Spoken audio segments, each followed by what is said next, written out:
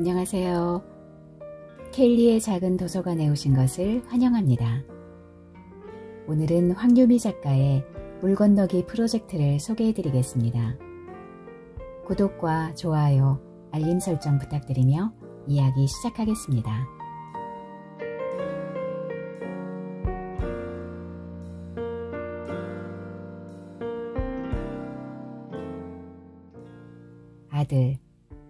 아들이 있어야 한다. 할머니는 아들이라는 단어를 입에 달고 사셨다. 둘째는 무조건 아들이어야 한다는 말에 엄마는 동생을 임신했다는 사실을 알자마자 참지 못하고 동네에서 제일 용하다는 무당을 찾아갔다. 당시 5살이었던 나를 집에 혼자 둘 수 없어 등에 업은 채로 음침한 회갈색 벽돌로 대충 지은 듯한 점집은 언뜻 보면 아무도 살지 않는 폐가 같았는데 안에는 꽤 많은 사람이 기다리고 있었다. 드디어 우리 차례가 왔을 때 엄마는 내 손을 잡고 안으로 들어갔다. 나는 엄마 무릎에 앉아 말똥말똥한 눈으로 앞에 앉은 화려한 의상을 입은 무섭게 생긴 무당을 보고 있었다. 무당은 엄마를 한 번, 나를 한 번 보더니 낮은 목소리로 한마디를 던졌다. 이번에는 아들이야. 정말요? 감사합니다. 감사합니다. 엄마는 기도하듯 두 손까지 모아 감사하다는 말을 연신 내뱉었다. 엄마가 아들이라는 단어를 듣고 마냥 기뻐하는 동안 무당은 서슬퍼런 눈으로 다음 대사를 준비했다. 이윽고 한 편의 영화라면 싹둑 잘라내버리고 싶은 대사이자 내 삶을 송두리째 지배하게 될 말을 내뱉었다. 아들이 태어나면 딸한테 잡아먹힐 발자야. 네? 두려움에 벌벌 떨리는 동공을 숨기지 못한 엄마의 눈. 엄마의 눈이 나를 향했다. 방법이 없는 건 아니야. 딸이 물만 안 건너면 되니까. 물요? 외국물 말이야. 딸이 물 건너 외국에 가면 아들한테 살이 와. 그럼 외국에만 안 보내면 괜찮은 거 맞죠? 그래, 부적 하나 써줄게. 부적 쓰고 딸내미 간수만 잘하면 별일 없을 게야. 엄마는 그날 결국 손을 덜덜 떨면서 거금을 주고 무당에게 부적을 받아왔다. 부적은 엄마의 베개 속에 자리 잡았고 어느 날 할머니에게 그걸 들키자 무당이 한 말을 이실직고 했다. 무당이 읊은 저주에 가까운 운명에 대해서 말이다. 할머니는 다음 아이는 아들이라는 말에 안도의 한숨을 내쉬고는 나를 무서운 눈으로 바라보며 동생 잡아먹으려니라고 불렀다. 당시 나는 그 말이 무슨 뜻인지 몰랐지만 할머니가 나를 혐오한다는 것쯤은 이해하지 않아도 바로 느낄 수 있었다. 엄마는 나를 안아 할머니와 시선을 분리시키고는 외국에만 안 나가면 된다고 한다. 부적이 다 막아줄 것이다. 라는 말만 반복했다. 그러나 엄마의 방어에도 할머니는 의심의 눈초리를 거두지 않았고 퇴근해서 돌아온 아빠는 할머니와 엄마 사이에 이상 기류를 감지하고 무슨 일인지 물었다. 상황을 들은 아빠는 엄마에게 쓸데없는 짓을 해서 괜히 이상한 소리나 듣고 왔다며 야단을 치듯 호되게 화를 냈다. 특히 부적의 가격을 들은 아빠의 목소리는 거의 천장을 뚫을 기세였는데 겁에 질린 내가 칭얼대자 마침내 소리가 조금 잦아들었다. 8달 후 동생이 태어났다. 온 가족의 염원대로 동생은 아들이었다. 그리고 바로 그날부터 내 오랜 투쟁의 역사가 시작되었다. 할머니는 동생이 태어나자 눈물을 흘렸다. 엄마는 기쁨과 안도감이 섞인 행복한 표정이었다. 아빠 역시 연신 싱글벙글 웃으며 동생을 안았다. 온 가족이 기쁨에 취해 축배를 든 것도 잠시 할머니가 스며시 무당의 예언을 언급했다. 예, 그런데 그 무당이 정말 주영이를 외국에만 안 보내면 우리 장손 무탈하다고 했니? 다른 말은 없었고. 할머니의 걱정에는 의심이 담겨 있었다. 엄마는 연신 고개를 끄덕이며 부적도 썼고 정말 외국에만 안 나가면 된다고 하니 이제 걱정하지 마시라는 말을 반복했다. 왜 돈을 이상한 데다 쓰냐며 엄마를 타박하기에 바빴던 아빠 역시 정말 아들이 태어나자 신경 쓰이기는 하는지 엄마의 말에 귀를 기울였다.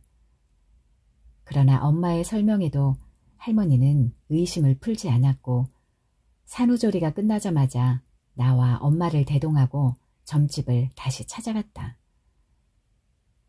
해가 지나 6살이 된 나는 다시 여전히 알록달록 화려한 옷을 입은 무당 앞에 앉았다. 무당은 이번에도 가자미 눈을 뜨고 나를 보더니 같은 말을 했다. 동생이 누나보다 기가 한참 약해 잡아먹힐 팔자야. 그래도 외국물만 안 먹으면 탈은 없을 거야. 아이고 숭해라. 어쩌다 이런 일이. 얘를 어디 다른 집에 보내면 나아질까요? 어머니, 주영이 있는 데서 그게 무슨 말씀이세요? 할머니는 손을 벌벌 떨면서 나를 가리키며 마치 시장 바닥에서 잘못 산 물건을 환불해 줄 수 있느냐고 묻듯 무당에게 질문했고 엄마는 깜짝 놀라 할머니를 제지했다. 그날 할머니는 엄마를 시어머니에게 대드는 버릇없는 며느리라고 불렀고 나는 여전히 동생 잡아먹을 년이라 불렀다. 그런다고 피해지는 게 아니야. 다 팔자인 거야. 정 걱정되면 부적 하나 써줄 테니까 아들 베개 밑에 넣어두어. 자칫 무당이 허락한다면 오늘이라도 당장 어디 보육원 앞에 나를 내려놓고 사라질 것만 같던 할머니의 기세는 무당의 일갈에 꺾였다. 이번에도 거금을 주고 부적을 샀고 점집을 나와 시내버스를 타고 집까지 가는 길 내내 나는 엄마와 할머니의 기분이 별로인 것 같아 눈치를 봤다. 엄마는 가끔 나를 내려다보며 걱정스러운 눈길을 보냈고 할머니는 내 쪽으로 눈길도 주지 않았다. 그날 저녁 할머니는 아빠가 들어오자마자 낮에 있었던 일을 이야기했다. 아빠 역시 이제는 부적의 가격을 묻지 않고 근심 어린 눈빛으로 나 한 번, 동생을 한 번 쳐다보았다. 너무 어려 다 이해할 수는 없었지만 나는 이제 큰일 났다는 것쯤은 알 수 있었다. 누가 설명하지 않아도 내 편이 없다는 게 바로 느껴졌기 때문이다. 그 순간 생각한 문장이 아직도 생생하게 기억난다. 다들 대체 나한테 왜 이래? 그날 이후 내 최대 관심사는 동생이 아니었다. 동생이 아프거나 칭얼대거나 우는 이유를 모르겠다거나 뒤집기 등 성장 발달 지표 중 어느 하나라도 또래보다 조금 늦거나 하면 어김없이 그 화살이 나에게로 돌아왔다. 나는 용한 무당에게 2번이나 공인된 동생의 길을 꺾는 년이었으니 동생에게 이상이 생길 때면 빠져나갈 구멍이 없었다. 집안 어른들은 동생이 밑빠진 독이라도 되는 것처럼 항상 채워주지 못해서 안달이었다. 넘치고 넘치는 애정이 동생을 채우고도 남아 그 애는 그게 애정인지 모를 정도였는데도 늘 아무리 줘도 부족하다는 듯 여러 명이 돌아가면서 동생에게 관심과 애정을 쏟았다. 눈치를 볼 필요도 없었고 갖고 싶은 게 있거나 먹고 싶은 게 있을 때 마음껏 떼쓸 수 있었던 동생이야말로 우리 집의 실질적인 권력자였다. 사실상 우리 집 서열 1위는 동생이었는데도 이상하게 집안 어른들은 동생을 안쓰러워하고 안타까워했다. 어른들은 동생에게는 안타까운 아들 역할을 부여했고 나에게는 그런 동생을 잘 보살피고 동생에게 해가 가지 않도록 조심스럽게 엎드려 지내야 하는 사려 깊은 딸 역할을 주었다. 동생은 하필이면 동생의 앞길을 막을 수 있는 누나를 둔 비극적인 운명을 타고난 아픈 손가락이었다. 태어나기도 전부터 말로 다 표현할 수 없을 만큼 환영을 받았고 탄생 후에도 내내 관심과 애정을 독점해왔지만 어른들은 그 애를 비극의 남자 주인공쯤으로 생각하는 것 같았다. 하필 위로 누가 한 명 더 있어 제 몫을 전부 가지지는 못하고 일정 부분은 누나에게 빼앗긴다는 점에서 동생은 늘 마땅히 더 받아야만 하는 존재였다. 아픈 손가락인 동생에게 양보하지 않거나 동생을 친절하게 돌보지 않는 누나는 바로 혼인하기 일쑤였다. 반찬이나 간식과 같이 집안의 식탁 위에서 시작된 작은 양보의 범위는 점점 더 반경이 넓어지고 거침없이 커졌다. 집안에서 방을 혼자 쓰는 것, 집으로 친구들을 데리고 와서 노는 것, 장을 볼 때 갖고 싶은 물건을 하나 더 사는 것, 용돈을 더 받는 것, 학원에 다니는 것 등으로 해가 갈수록 점점 더 양보해야 하는 것들이 늘어나기만 했다. 내 편은 없을 거라는 건 진작 눈치챈 사실이지만 그래도 가끔 한 번씩은 억울한 마음에 되돌아보기도 했다. 하지만 그때마다 돌아오는 말들은 늘 똑같았다. 쟤 말하는 것 좀 봐라. 내가 뭘 했니? 어릴 때부터 길을 더 꺾어놔야 한다고 하지 않았어. 대체 어미는 교육을 어떻게 한 게야? 주영아, 엄마 너무 힘들어. 그냥 제발 할머니한테 대들지 말고 얌전하게 있으면 안 되겠니? 여자애가 너무 이렇게 또박또박 따지고 얘기하는 말버릇이 들면 보기 안 좋아. 당신 도대체 애 교육을 어떻게 한 거야? 할머니는 동방의 철학에 심취한 도인처럼 항상 길을 운운하며 나를 꺾어야 한다는 말을 했고 엄마는 내 두 팔을 붙잡고 신세한탄과 하소연을 하다가 결국에는 화로 마무리했다. 나에 대한 관대함과 무관심에 경계에 있는 것 같았던 아빠 역시 차분히 얘기하다가도 내가 무언가 치고 나가 말을 하는 순간마다 여자에게 어울리지 않는 말버릇을 언급하며 혼을 냈다. 반복되는 레퍼토리에 결국 중학생이 되었을 무렵부터는 혼나지 않는 건 포기했다. 적당한 무시와 함께 동생이 제발 할머니와 부모님의 기대에 무탈하게 부응해 그들이 나라는 존재에게 돌멩이를 던지는 일이 없기를 기도하고 또 기도할 뿐이었다. 그러면서 오로지 나만 아는 물 건너기 프로젝트를 준비하기 시작했다. 집 앞 문방구에서 산 두꺼운 연습장을 책상 맨 아래 서랍에 숨겨두었다. 그 연습장은 집을 탈출해 이곳에서 가장 먼 곳으로 떠나기 위한 준비를 기록하는 일기장이었다.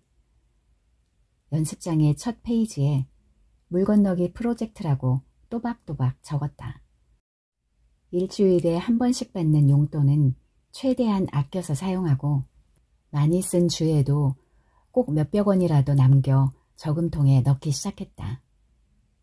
가끔 동생이 얄미워 꿀밤을 때리는 등 소심한 복수를 하기도 했는데 걸리기라도 하는 날에는 할머니한테 어릴 적부터 지겹도록 듣던 썩을년, 동생 잡아먹을년이라는 소리를 다시 들어야 했다. 아빠나 엄마는 늘 골치가 아프다는 표정으로 소란을 빨리 잠재우기 위해 얼른 동생에게 사과하라는 말을 했다. 그럴 때마다 끝까지 어른들 뒤에만 숨어있는 동생이 미웠다. 내 편을 들 리가 없다는 걸 다 아니까 우리 사이에 어떤 일이 생기더라도 그 애는 그렇게 마음 편히 숨을 수 있었다. 분에 못 이겨 동생에게 해코지했다가도 상황이 시끄러워지면 돌아올 처벌이 무서워 속으로 발을 동동 구르는 건 나뿐이었다. 동생은 익숙하게 어른들 뒤로 숨은 채 가만히 기다리면 그만이었다. 그러니까 애초에 나와 동생이 하는 건 싸움도 아니었다. 동생은 나와 투닥거리다가도 언제든 불리할 때면 방패막이가 되어줄 어른들 뒤로 후다닥 달려나갔고, 나는 그런 동생의 뒷모습만 멀거니 보다가 벼랑간 동생 앞에 있는 어른들을 상대해야 했으니까 애초에 동생은 그저 나를 잠시 상대해 준 것뿐이지 싸움까지는 가지도 못했던 거다. 집안에서 완전히 혼자라는 사실을 받아들인 이후 오히려 정말 아무도 없이 온전히 혼자일 수 있는 시간을 갈망하게 되었다. 가끔 행운처럼 그런 시간이 찾아왔고, 그럴 때마다 비디오 가게에서 영화를 한 편씩 빌려와 아무도 없는 거실에서 틀었다. 평생 구경도 해본 적 없는 다른 세계에서 살아가는 영화 속 인물들에 나를 대입하고 대리 만족을 느꼈다. 한 번은 영화 트루먼 쇼를 봤다.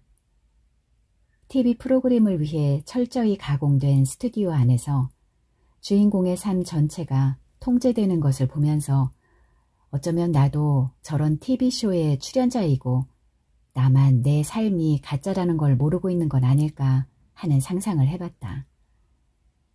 사실은 모든 게 연출이고 어디 멀리 가겠다고 해버리면 골치 아프니까 어릴 때부터 내 발을 꽁꽁 묶기 위해 물 건너 어디로 가지 못하게 만들어버린 건 아닐까. 차라리 그렇게 이해하는 편이 말이 되는 것 같았다. 내 두 발을 영영 이 집에 묶어두기 위해 누군가 계획적으로 일을 꾸몄고, 사실 이 집안 사람들은 나의 진짜 가족이 아니라면 그간의 모든 일이 설명됐다. 이 집에서 같이 사는 사람들이 고용된 배우라면 아무 꺼리낌 없이 마음 편하게 가장 먼 곳으로 훌쩍 떠나버리면 될 테니까. 하지만 이곳을 탈출해 멀리, 가능한 더 멀리 지구 반대편으로 도망을 치면 내 진짜 삶이 펼쳐질 것이라는 달콤한 상상은 영화 러닝타임 2시간 동안에 했던 현실 도피였을 뿐이고, 영화가 끝난 후에도 내 두 발은 여전히 같은 곳에 묶여 있었다. 시간이 흘러 고등학생이 되었다. 초등학교 고학년이 된 동생은 크게 말썽을 부리지도 않고 공부도 그럭저럭, 운동도 그럭저럭 했다. 등수로만 따지면 항상 중간 정도였지만 할머니의 표현에 따르면 동생은 집안의 기둥이자 희망이었기 때문에 몇 등이건 칭찬을 받았다. 이제는 동생을 질투할 나이도 지났기 때문에 별 생각은 없었다. 오히려 동생이 뭐든 지금처럼 중간 정도만이라도 해서 행여나 나에게 동생이 앞길을 막는 년이라는 오명이나 씌우지 않았으면 했다. 그렇게 이제는 어느덧 불합리한 대우와 취급을 받는 게 더 익숙해진 17. 고등학교 1학년이 되던 해에 학교에서 제주도로 수학여행을 간다고 했다. 나는 부모님께 가정통신문을 건넸다. 제주도? 엄마의 목소리가 떨리는 듯 했다. 나는 엄마의 망설임에 불안해졌고 불안한 예감은 틀린 적이 없었다. 엄마는 제주도도 무당이 말한 물 건너가지 말라는 금기와 연결지어 생각했다. 무당이 분명 외국이라고 했는데도 엄마는 한참을 망설이다 제주도도 위험한 것 같으니 가지 않는 게 어떻겠느냐고 물어왔다. 위험하다니? 누가? 내가? 아니면 진영이가? 엄마는 다소 흥분한 나의 물음에 아무런 대답도 하지 못했다. 제주도 사건 역시 할머니와 아빠가 모두가 붙어 나를 설득했다. 논리로 되지 않으니 마침내 수학여행 비용을 줄 수 없다는 협박으로 압박을 했다. 결국 나는 할머니, 아빠, 엄마의 설득이 아니라 자본주의 논리에 굴복하고 말았다. 내가 치사하고 더러워서 돈 번다. 돈만 벌어봐라. 그날 나는 결심을 굳혔다. 물 건너기 프로젝트의 성공을 위해 도움이 될 만한 것들을 책상 앞에서 매일 하고 또 했다. 영어를 비롯한 외국어 공부에 집중했고 독서를 할 때도 세계사와 함께 여행기 등 다른 나라의 문화와 역사를 배울 수 있는 책들 위주로 봤다. 그리고 혹시나 가족들 눈에 띄면 나의 완벽한 계획에 차질이 생길까봐 외국 관련 책은 무조건 학교에서만 봤다. 할머니와 같은 방을 썼기 때문에 집에서는 나만의 비밀을 지키기 어려웠다.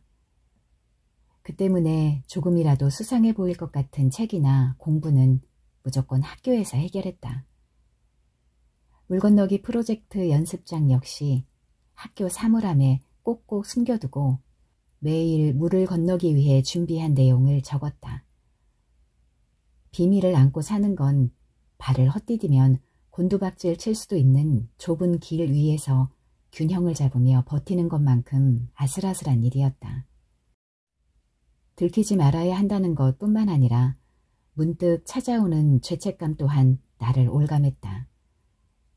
집안에서 늘 혼자였지만 막상 정말 혼자가 될 결심을 굳힌 후에도 수도 없이 흔들렸다. 내가 떠난 후 무슨 일이 생길지도 모른다는 불안감이 나를 가만히 놔두지 않았기 때문이다. 그럴 때마다 내 발목을 붙잡고 있는 게 집안 어른들인지 나인지 아니면 동생인지 혼란스러웠다.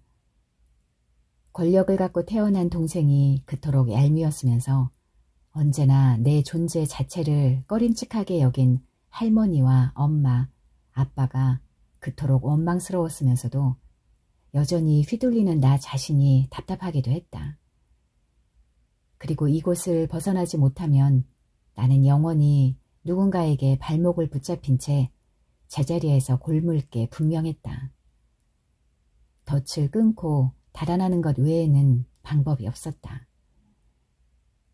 경영학과에 지원하려고요. 수학능력 시험에서 모의고사 때보다 좋은 점수가 나왔다. 꿈에 그리던 대학에 충분히 입학할 수 있을 만한 성적이 나와 원서를 쓰기 전에 얘기했다. 사실은 영어 영문학과에 가고 싶었지만 외국과 관련된 학과이기만 해도 온 가족이 경기를 일으킬 수 있었기에 취직에 유리하도록 경영학과에 가겠다며 어른들을 설득했다. 예, 주영아, 너도 알겠지만 아빠 회사 사정이. 원서 비용은 제가 낼게요. 등록금도 걱정하지 마세요. 요즘은 학자금 대출도 다 해주더라고요. 그때쯤 아빠 회사의 사정이 좋지 않았다. 집에서는 반찬의 숫자가 달라졌고 부모님의 얼굴에는 늘 그늘이 드리워져 있었다. 엄마와 아빠가 돈 얘기를 하며 언성을 높이는 건 흔한 일이었다. 그런 풍경을 볼 때면 우리 집이 가난해진 건가 싶었지만 엄마는 동생의 중학교 입학 선물로 나는 사달라고 졸라보지도 못한 비싼 패딩 점퍼를 샀다. 돈이 없다며 반찬 가짓수도 줄이면서 이 돈은 어디에서 생겼느냐고 묻고 싶은 마음이 굴뚝 같았지만 참았다. 나에겐 어느 날 쥐도새도 모르게 물을 건너 외국으로 튀겠다는 원대한 계획이 있었기 때문이다. 이번에는 자본의 논리로 공격할 수 없도록 원서 비용이며 등록금까지 다 내가 알아서 하겠다는 말로 선수까지 쳤다. 이 정도면 대학 진학은 투쟁 없이 무난하게 넘어갈 줄 알았다. 그 성적이면 교대에 가는 게 어떻겠니? 여자 직업으로 선생님만 한 게 없다. 여자애가 대학은 무슨 대학이야. 앞불사. 첫 번째 관문을 너무 쉽게 생각했다.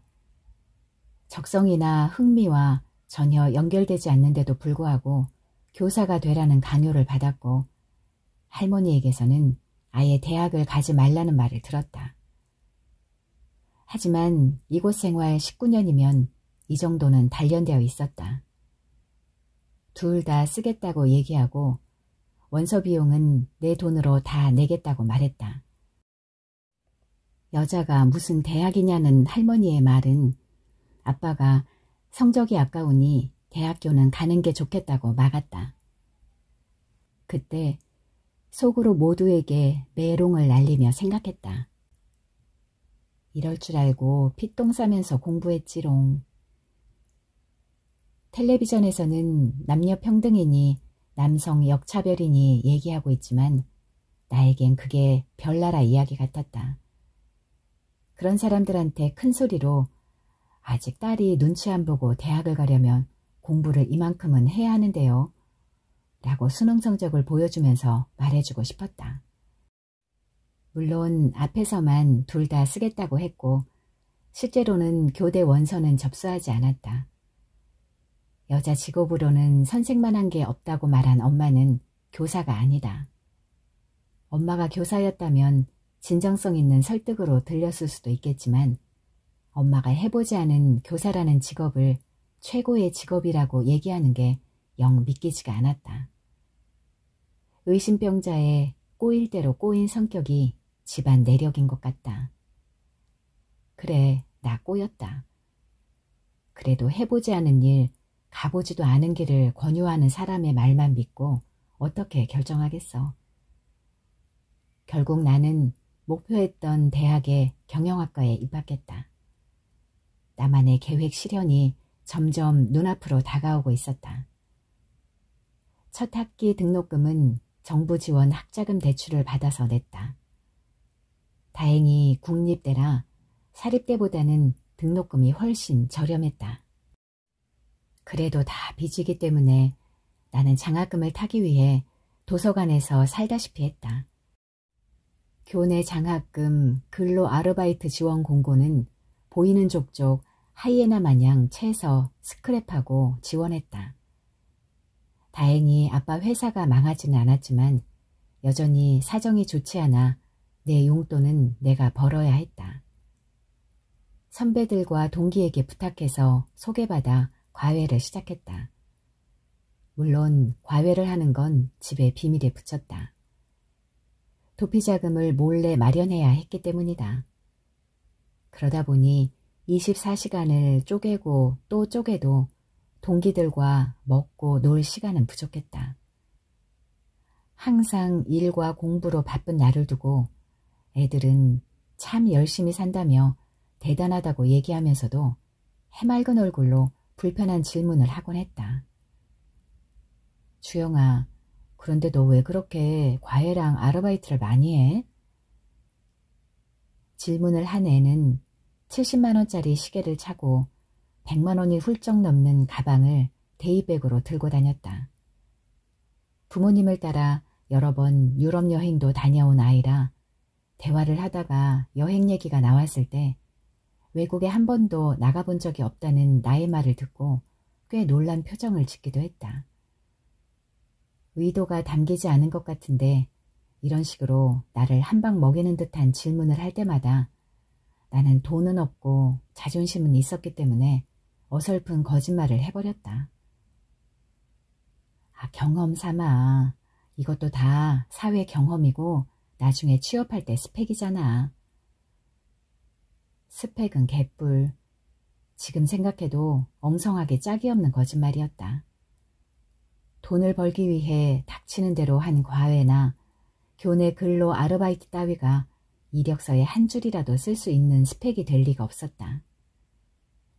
각종 서포터즈, 외국 연수, 산학협동 연구 프로그램 등 이름은 길고 거창하면서 무급으로 대의를 위해 시간을 바쳐 봉사하는 경험들이 일반적으로 이력서에 작성 가능한 사회 경험이었다. 몇 번 같이 밥을 먹기도 했던 그 애와는 어느샌가 자연스럽게 멀어졌다. 지식의 상아탑 대학에서는 도무지 지식인들이 모인 집단에서 일어날 수 없을 법한 이상한 일도 많았다.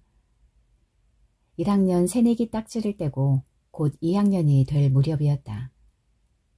후배들을 맞이하는 신입생 환영 행사를 준비하기 위해 조 편성을 해야만 했는데 조마다 2학년 선배를 2명씩 배치하기로 했다. 과 대표를 비롯한 우리 과의 남학생 중 몇몇이 모니터 앞에 머리를 모으고 소란스럽게 모여 있었다. 야, 더 볼 것도 없네. 얘가 톱이네. 얘는 내 거다. 나는 무조건 2조. 나는 조금 전에 걔가 더 나은데? 야, 얘는 새내기 맞냐? 어머니 아냐? 과방에서 신입생들이 제출한 증명사진을 보며 당당하게 외모를 기준으로 조 편성을 하는 작당 모의를 하고 있었다. 나를 비롯한 몇몇 여학생이 들어왔는데도 말을 멈추기는커녕 인사를 한 후 바로 다시 작당 모의에 열중하는 모습에 어이가 없어 웃음이 나올 지경이었다. 나만 이상하다고 생각한 건 아니었는지 그날 한 여자 동기가 과방에서 다른 광경을 목격한 학생들을 대상으로 과 대표에게 정식으로 이의를 제기하려는데 동의하느냐고 물어왔다. 나는 바로 동의한다고 대답했다. 그 친구는 벌써 과 대표에게 보낼 글의 초안을 완성한 상태였고 동의한 친구들과만 글을 공유했다. 우리는 머리를 모아 문장을 고치고 또 고쳤다. 우리의 불쾌함이 행여나 왜곡되지 않도록 한 문장 한 문장에 신중을 기했다. 초안을 작성한 친구가 대표로 과 대표에게 연락해 이의를 제기했다. 다음 날 과 대표는 자신을 포함해 당시 과방에서 사진을 보면서 낄낄댄 남학생 모두의 이름으로 사과문을 작성해서 보내왔다. 구구절절한 사과문과 학우들이 원한다면 당장 과 대표 직함을 내려놓겠다는 말에 순간적으로 동기끼리 너무했나 라는 생각과 함께 측은지심이 들기도 했다. 하지만 며칠 뒤 이런 인정이 얼마나 쓸데없는 것인지 바로 깨달았다. 우연히 과방 앞 사물함에서 그날 그 사건이 있을 때 가장 큰 목소리로 낄낄댄 동기 2명을 만났다. 인사를 한 후 책을 꺼내고 있는 나에게 한 애가 의미와 의도를 알 수 없는 질문을 해왔다. 그런데 주영아, 너도 페미니스트 그런 거였어? 뭐? 아니, 지은이는 딱 봐도 페미니스트여서 예상은 했는데 너는 항상 조용해 보이고 해서 의외여서. 애들이 다 너는 좋게 얘기해. 항상 착하다고. 조용하고 여성스러운 이미지라 나도 이번에 놀랐어. 순간 정신이 멍해졌다. 지난번 신입생들의 증명사진을 보며 신이 나서 품평하던 것처럼 동기들에 대해서도 뒤에서 얘기하고 있다는 뉘앙스가 풍기는 말을 너무나 당당하게 내뱉어서 할 말을 잃었다. 대체 무슨 생각으로 뒤에서 남을 입으로 잘근잘근 썰어서 씹어먹는 짓을 아무렇지 않게 하고 있는 건지 궁금했다. 게다가 조용하고 착해 보여서 페미니스트인 줄 몰랐다는 건 어떻게 해석해야 한다는 말인가. 일단 이들의 머릿속에 페미니스트에 대한 어떤 이미지가 있다는 건 분명했다. 이들이 말하는 여성스럽다는 형용사가 뭘 의미하는 건지도 모르겠지만 아직도 어떤 사람이 페미니스트라면 실제와는 연관도 없고 출처도 알 수 없는 이미지화된 편견과 맞서야 한다는 게 서글펐다. 21세기에 다른 공간도 아니고 지식의 상아탑이라 불리는 대학에서 접한 이 서글픈 순간에 잠깐 꿀먹은 벙어리가 되었지만 그 순간 내 발목을 붙잡고 있던 점괘가 갑자기 떠올랐다. 그러니까 일단 너희한테 페미니스트는 착하고 조용하지 않은 사람이라는 거지. 그런데 어쩌지? 나 5살 때부터 우리 동네에서 최고로 용한 무당이 인정한 기운의 소유자인데 나는 어차피 그 망할 점괘 때문에 여태껏 고통받고 있으니 집에서 눌린 기를 여기서 한번 시원하게 발산하자는 심정으로 사물한 문을 닫으며 냅다 질렀다. 지금 무슨 의미로 그런 말 하는 거야? 일단 페미니즘의 정의를 잘 모르는 것 같은데 교양 수업 중에 페미니즘의 이해라고 있는데 그것부터 들어보는 게 좋을 것 같아. 주영아, 혹시 기분 나빴어? 그리고 뒤에서 여자 동기들 외모니 성격이니 그게 뭐든 간에 품평 그만하고 그러다가 걸리면 착한 애한테 맞는 수가 있어. 말을 마친 뒤 나는 뒤도 돌아보지 않고 다음 수업을 들으러 갔다. 건물을 나서 캠퍼스를 걷는데 그렇게 상쾌할 수가 없었다. 착하고 조용한 애가 아니라 나쁘고 시끄러운 애라고 소문이 나면 또 어떤가 싶었다. 하고 싶은 말을 해버리니 이렇게 시원한 것을. 한 주먹거리도 안 될 내가 경고를 했다고 해서 귀 기울여 듣지도 않겠지만 애초에 감수성이 없던 애들이니 내가 화난 이유를 이해하지도 못하겠지만 그래도 기분은 상쾌했다. 그날 집에 가는 길에 복싱을 등록했다. 개소리를 들을 때마다 글러브를 휘두르리라. 물론 집에서는 복싱을 배우는 것도 비밀이었다. 학교에서 이상한 일만 일어났던 건 아니다. 좋은 일도 있었고 좋은 사람도 제법 만났다. 하지만 아무리 좋은 사람을 만나도 내 오랜 투쟁의 역사에 대해서는 끝끝내 솔직해질 수 없었다. 대학에서 읽는 책과 나누는 담론의 수준이 높아지면 높아질수록 내가 겪은 일이 더없이 초라하고 부끄러워졌다.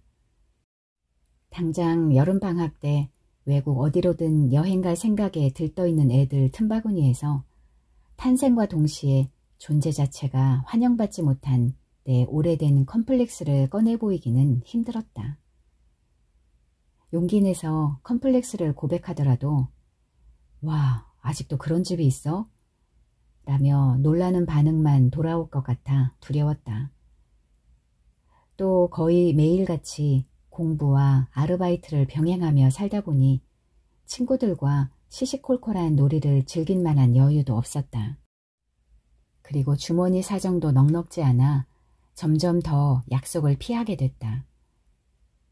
그렇게 고백하지 못한 컴플렉스와 곤궁한 주머니 사정을 들키지 않기 위한 자존심을 꼭 끌어안고 버둥거리며 학교와 집을 오가던 차에 그 애를 만났다. 그 애는 교양 수업에서 만났다.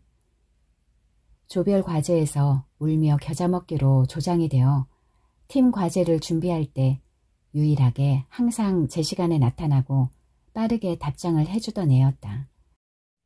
매번 늦거나 갑작스러운 집안일로 불참을 통보하는 팀원들 틈에서 둘만 과제를 하고 대화를 나누는 시간이 많아졌고 자연스레 친해졌다. 선이 굽지 않은 외모에 자기 주관이 분명하지만 남의 생각을 끊거나 무시하는 법 없이 경청하는 자세가 배어있던 그 애에게 호감을 느꼈지만 연애하기에는 당장 내 앞가림을 하기도 바빠 관계를 진전시키고 싶다는 욕구를 억누르고 있던 차였다.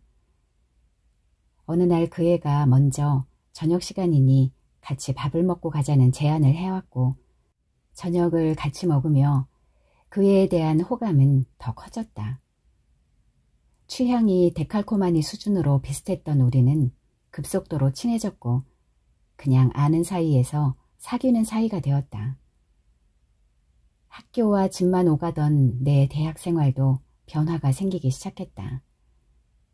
특히 귀가 시간이 늦어지기 시작했는데 대학생이 된 후 어느 정도 집안의 레이더에서 벗어나 있던 차에 통금이라는 강력한 레이더가 생겼다. 당시 밤길에 혼자 귀가하는 여대생만 노려 성폭행한 후 살해하는 연쇄 살인사건으로 온 나라가 떠들썩했다. 아침부터 밤까지 텔레비전을 틀면 여대생과 성폭행을 키워드로 한 자극적이고 끔찍한 뉴스만 시끄럽게 나왔다. 우리 집에서 얼마 떨어지지 않은 원룸이 밀집된 동네에서도 희생자가 나와 그야말로 온 동네가 시끌시끌했다.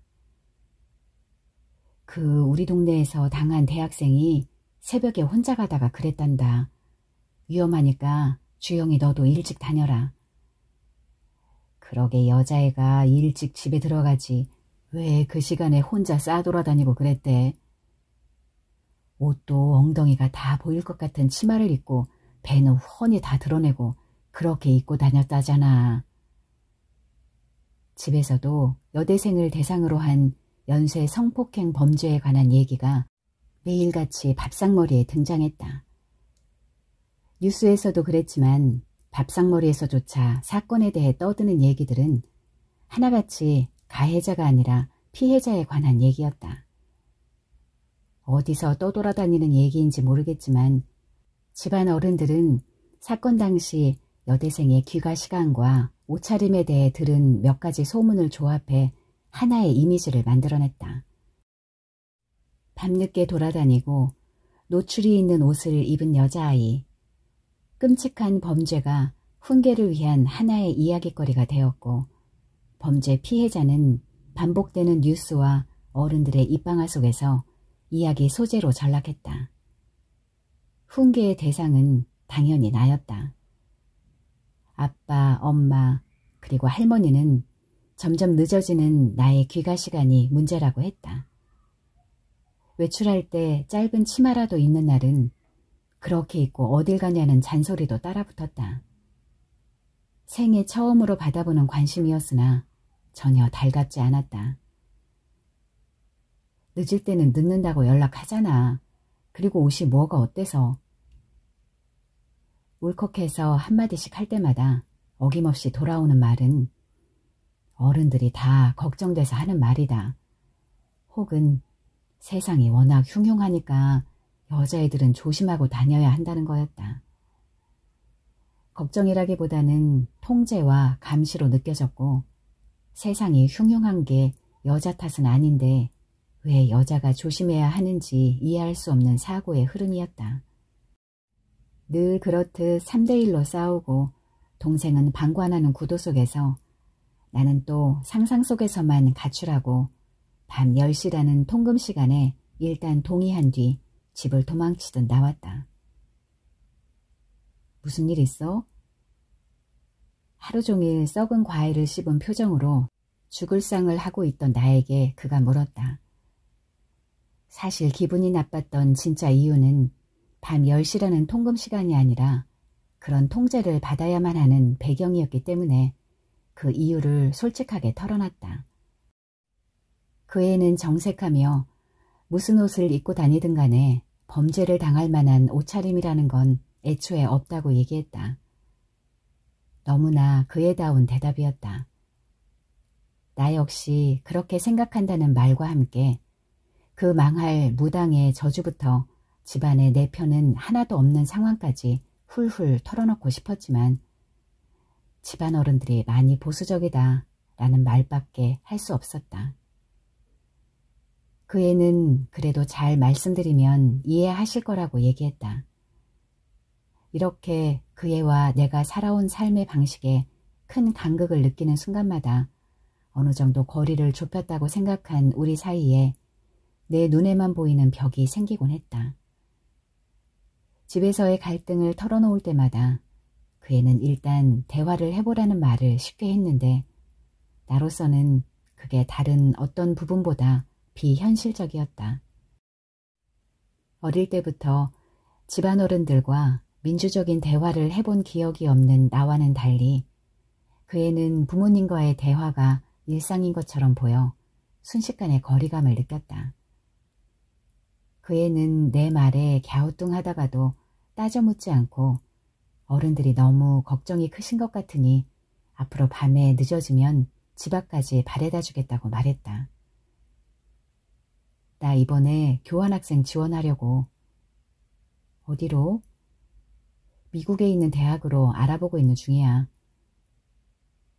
그 애는 미국에 있는 대학으로 교환학생 지원을 한다며 넌지시 나도 지원해보는 게 어떠냐고 물었다. 그 애는 내가 얼마나 외국에 가고 싶어 하는지 알고 있었다.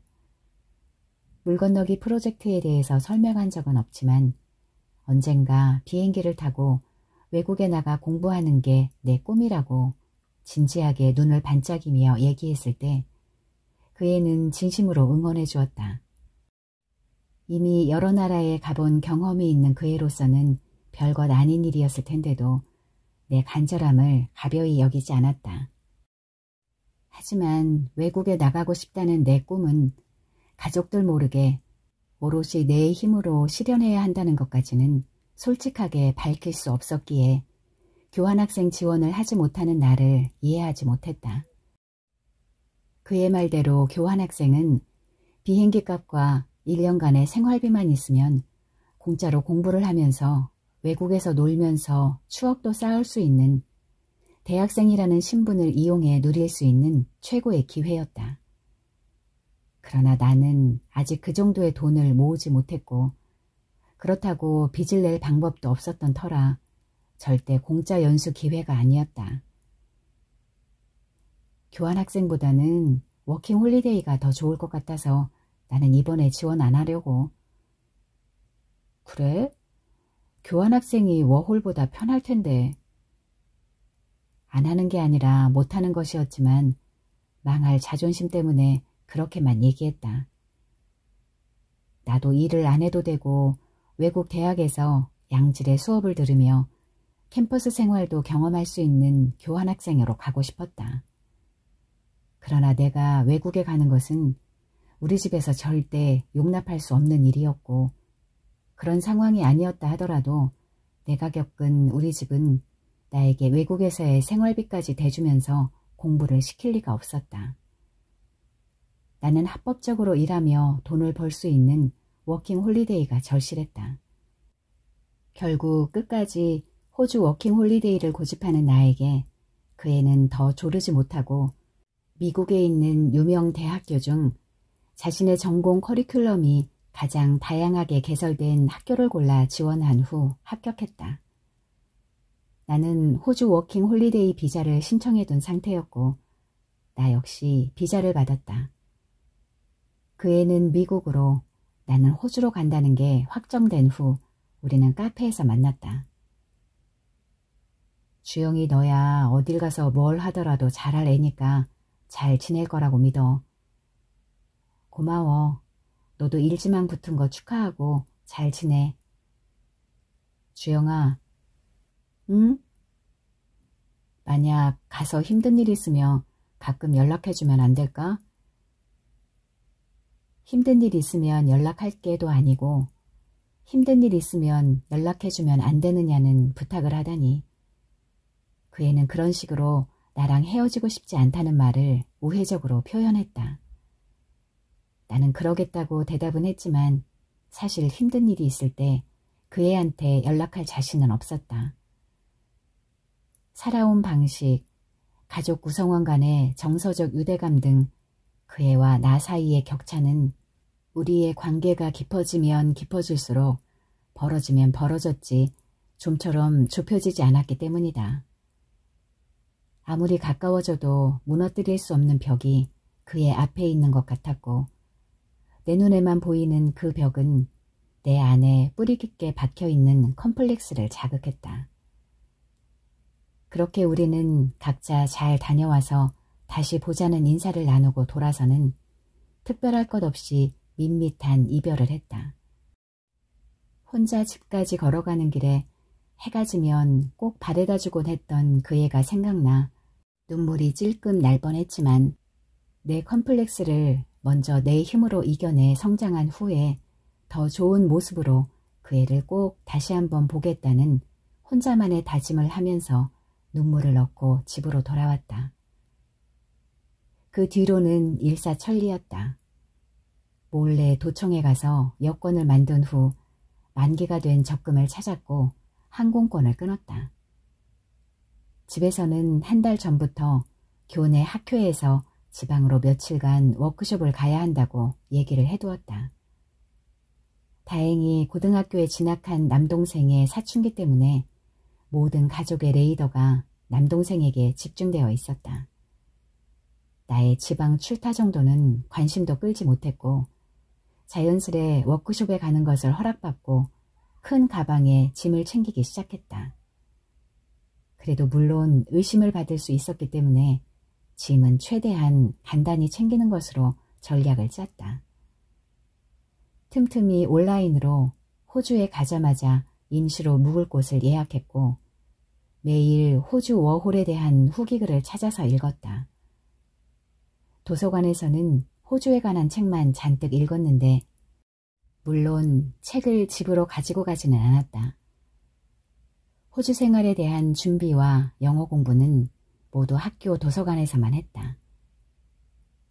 주영아, 너 어디 가니? 그러게, 누나 어디 가? 저번에 말했잖아. 학회에 워크숍 간다고. 워크숍이 뭐 하는 거니?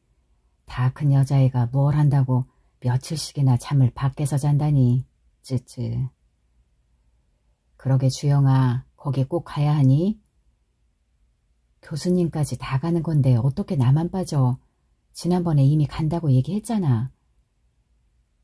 며칠 전부터 한 말은 귓등으로 들었는지 막상 디데이가 다가오자 또 시비를 걸어왔다. 할머니는 내가 밖에서 잠을 잔다는 것 자체를 못마땅해 했고 아빠와 엄마 역시 갑자기 꼭 가야 하느냐고 말했다.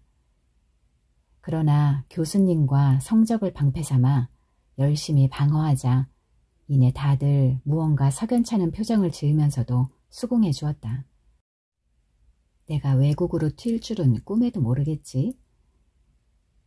속으로 또 모두에게 메롱을 날리고 마지막으로 짐을 꼼꼼하게 챙긴 뒤 잠자리에 들었다. 그리고 생애 최초로 괴롭지 않은 낭낭한 알람 소리를 들었다. 알람 소리와 함께 벌떡 몸을 일으켜 씻고 옷을 챙겨 입은 후 캐리어를 챙겼다. 나는 알람 소리에 깬 할머니에게 인사를 하고 미련 없이 집을 나섰다. 혹시나 엄마나 아빠, 진영이가 나올까 싶어서 걸음을 서둘렀다. 드디어 물을 건넌다. 오예. 조용한 발걸음으로 집을 나서면서 속으로는 데시벨을 마구 높여 환희에 찬 함성을 지르고 있었다. 오늘은 드디어 내 오랜 투쟁의 역사를 실현하는 날이다. 나는 지금 공항 셔틀버스를 타고 인천국제공항에 와 있다. 짐을 붙이고 한쪽 의자에 앉아 한숨 돌리며 가방에서 연습장을 꺼낸다. 산지 며칠 안 된 빳빳한 연습장의 겉장에는 물 건너 살아남기 프로젝트라고 적혀 있었다. 내 다음 프로젝트명이다. 물 건너가서 잘 먹고 잘 사는 것. 이제는 그것만 생각하려 한다. 유성펜으로 물 건너기 프로젝트라고 적은 손때 묻은 내 오랜 연습장은 할머니와 같이 쓰는 내 방 책상 위에 고이 두고 왔다. 집안에서 그 연습장을 열어보는 사람이 있을지는 잘 모르겠다. 그래도 그 연습장에는 내 역사가 담겨 있다. 물 한 번 건너보겠다고 준비해온 내 투쟁의 역사. 그리고 이제는 다 버리고 싶은 모든 순간이 들어있다. 버리고 싶은 순간들을 가장 탈출하고 싶었던 장소에 미련 없이 두고 지금은 그토록 오고 싶었던 공항에 앉아있다. 앞으로 새로운 역사로 채워질 공란이 가득한 새 연습장을 들고 탑승 시간을 기다린다. 아직 탑승 시간이 꽤 남아있다. 나는 연습장을 펴고 첫 문장을 적는다. 물을 건너기 2시간 전이다.